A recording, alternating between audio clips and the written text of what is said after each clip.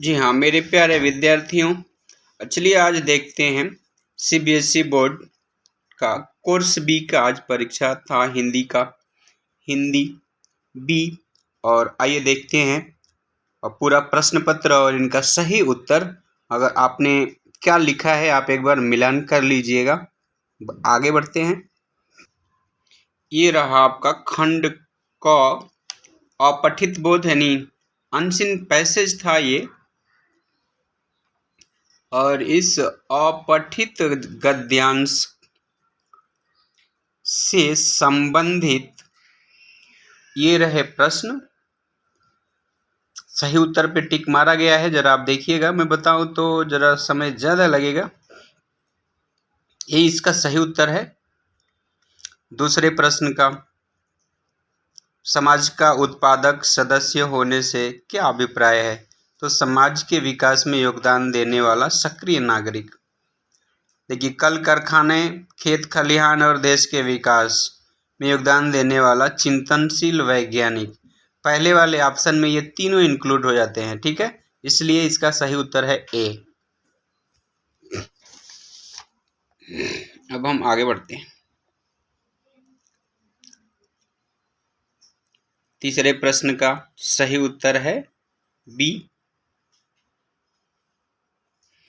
और चौथा प्रश्न है कि स्वास्थ्य पर प्रभाव डालने वाले नकारात्मक कारकों का उल्लेख कीजिए।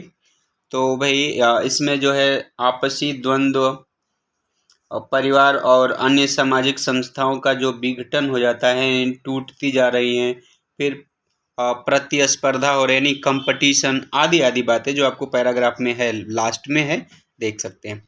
फिर स्वास्थ्य किसे कहते हैं, इसको परिभाषित करना था। और दूसरा वाला ये पैराग्राफ,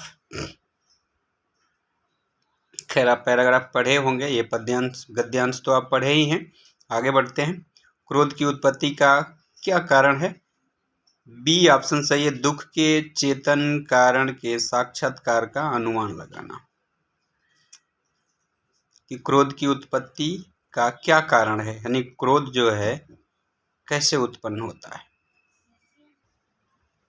इसका दूसरा जो प्रश्न है, माँ की गोद में जाते ही शिशु क्यों शांत हो जाता है? डी इसका उत्तर जो है ना एकदम सही है कि माँ की आकृति पहचान, भूख शांत हो जाने की उसको आशा होती है, ठीक है, इसीलिए बच्चा जो है माँ की गोद में, यानी शिशु माँ की गोद में आते ही शांत हो जाता है। तीसरे प्रश्न का उत्तर ये रहेगा।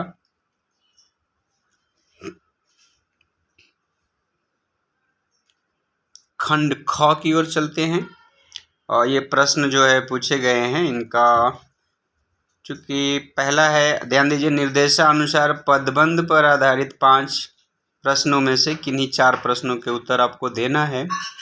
हरिहर काका लुढ़कते सरकते हुए, तो क्रिया विशेषण पहचानना था। इसमें चूंकि अंडरलाइन किया गया है, रेखांकित किया गया है, वही सही उत्तर है।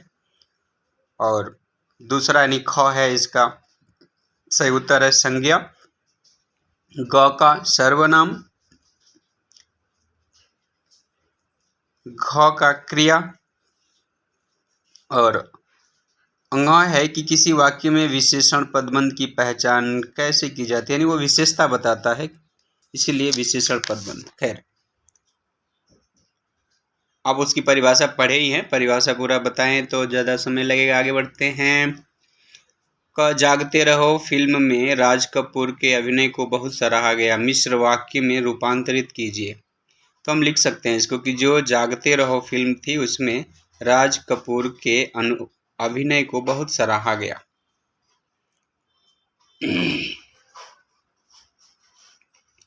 अच्छी शासन व्यवस्था वही होती है जो समता पर चलती है, तो समता पर चलने वाली शासन व्यवस्था अच्छी होती है, लिख सकते हैं।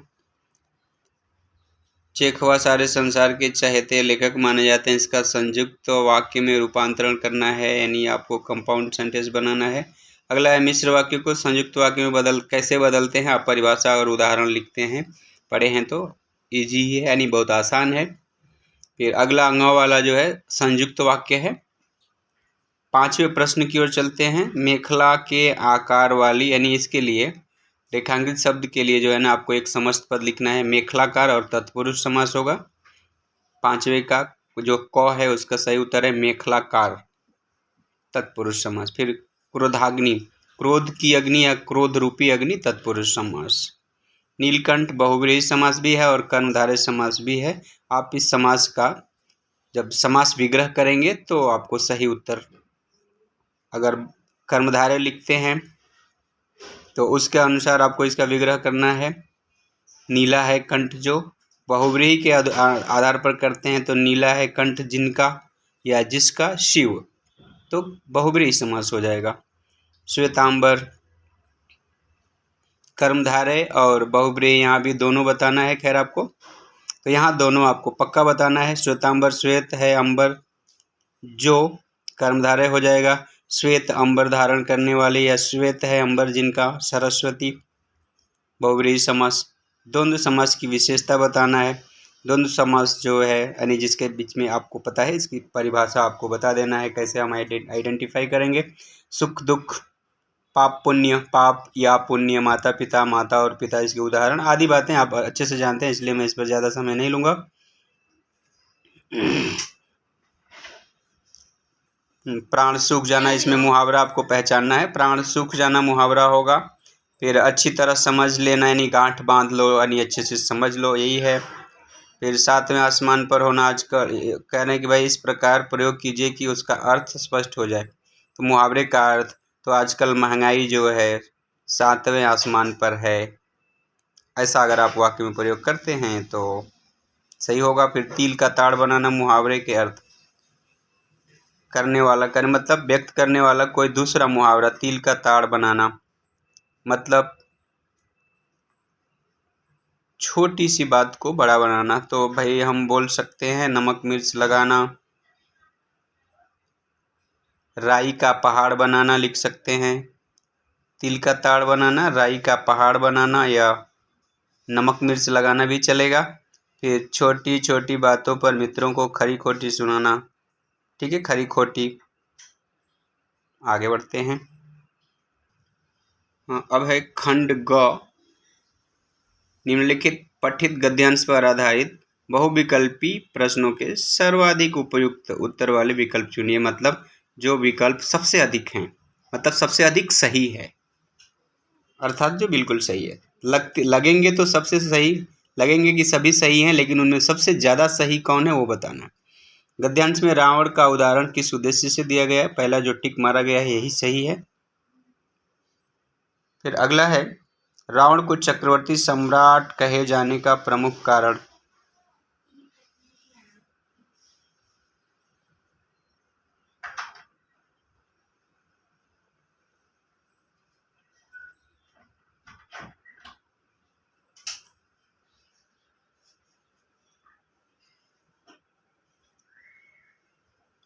रावण को चक्रवर्ती सम्राट कहे जाने का प्रमुख कारण है, इसका सही उत्तर ये रहेगा, संपूर्ण संसार पर अपना आधिपत्य स्थापित करना। बी, इसमें जो ये टिक मारा गया है यहाँ पर जो है ना थोड़ी शंका है, इसका सही उत्तर बी ही होना चाहिए।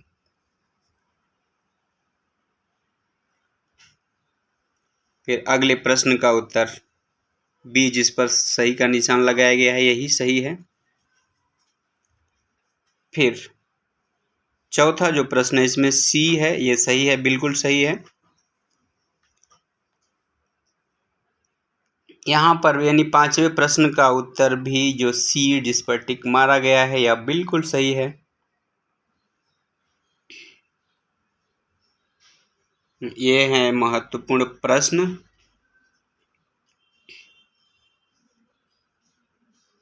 खैर इनका उत्तर आप अपने हिसाब से लिखे ही होंगे। आगे बढ़ जाते हैं हम। ये पर्वत प्रदेश में पावस, यहाँ पर है पल पल परिवर्तित प्रकृति वेश भक्ति का अभिप्राय, प्रकृति का रूप सौंदर्य पल पल नए रूप धारण कर रहा है, यही होगा सही उत्तर।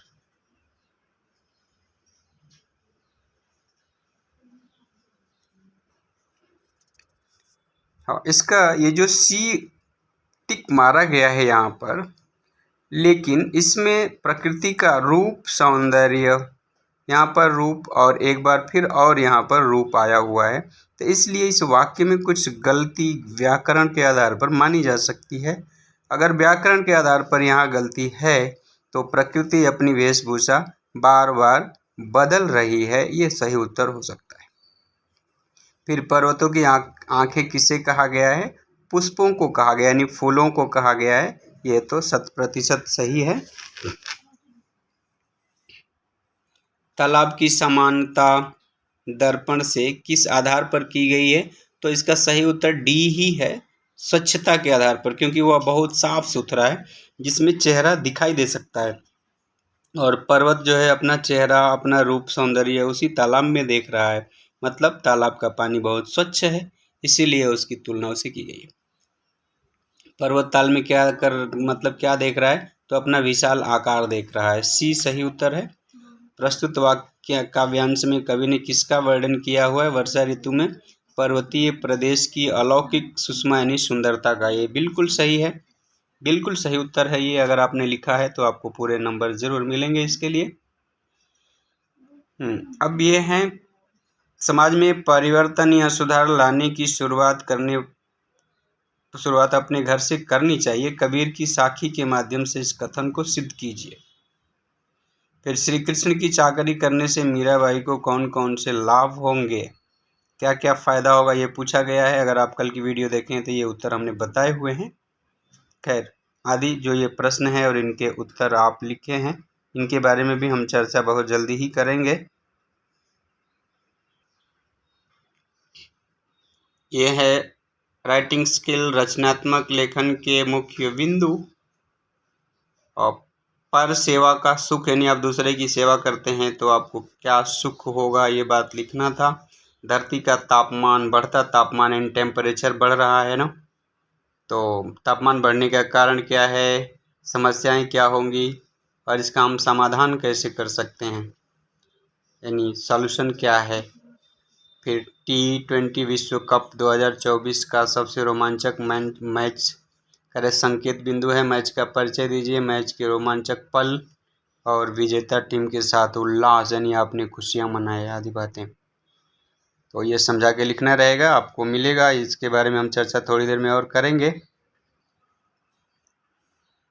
हाँ, विज्ञापन लिखना था। सोलर पैनल वाली कंपनी ऊर्जा की ओर से अपने उत्पाद की जानकारी देने और बिक्री बढ़ाने हेतु एक आकर्षक विज्ञापन तैयार कीजिए। सोलर पैनल, ठीक। फिर प्रदेश सरकार की ओर से 10वीं और 12वीं कक्षा के मेधावी छात्रों को पुरस्कृत किए जाने की जानकारी देते हुए एक विज्ञापन बनाइए कि 10वीं और 12वीं कक्षा के जो सबसे अच्छे नंबर लाने वाले बच्चे हैं उनको पुरस्कार मिलेगा। फिर आप भैरव, यानी ये नाम दिया हुआ है और आपको ईमेल लिखना है किसको? नगर निगम अधिकारी को, यानी म्यूनिसिपल कॉरपोरेशन को। फिर रविवार का दिन था, माँ रसोई में खाना बना रही थी, तभी दरवाजे पर दस्तखत हुई। क्या है? पंक्ति को आधार बनाकर लगभग 100 शब्दों में एक लघु कथा लिखिए। मतलब तभी कोई आया, वो कौन थे, तो आपको एक छोटी सी स्टोरी लिखना है। स्टोरी राइटिंग है ये। और फिर अगला है सूचना, यानी नोटिस लिखना है आपको। आप दिव्य या दिव्या हैं, आप अपनी आवासीय समिति के कल्याण सचिव हैं। अपनी सोसाइटी में आयोजित होने वाले 7 दिवसीय यानी 7 डेज योग शिविर, ठीक है ना, योगा कैंप की जानकारी देते हुए आपको एक नोटिस लिखना है। और फिर अगला है विद्यालय परिषद के, आप दिव्या वही नाम कुछ भी दे दिया जाता है। कमजोर विद्यार्थियों की सहायता हेतु विद्यालय के पुस्तकालय में बुक बैंक की स्थापना की गई। बहुत सारी किताबें हैं जिनमें बच्चे बुक ले सकते हैं फ्री में। इस विषय में सभी विद्यार्थियों को इसकी जानकारी देते हुए एक सूचना लिखिए, आपको ये लिखना था। खैर, आपने देखा Hindi classes by Umesh sir, Umesh Chandra Yadav. अभी जल्दी ही फिर अब CBSE की परीक्षा तो हो गई, ICSE बोर्ड की परीक्षा होने वाली है। और ICSE बोर्ड का बड़ा ही अच्छे ढंग से यहाँ पे बहुत सारे प्रश्नों के उत्तर जो है बताए गए हैं। आप देखिएगा, आपके मित्र हैं तो आप उन्हें भी ज़रूर शेयर कर दीजिएगा ताकि वो भी कुछ फ़ायदा उठा लें। धन्यवाद, अभी के लिए इतना ही। जय हिंद, जय हिंदी।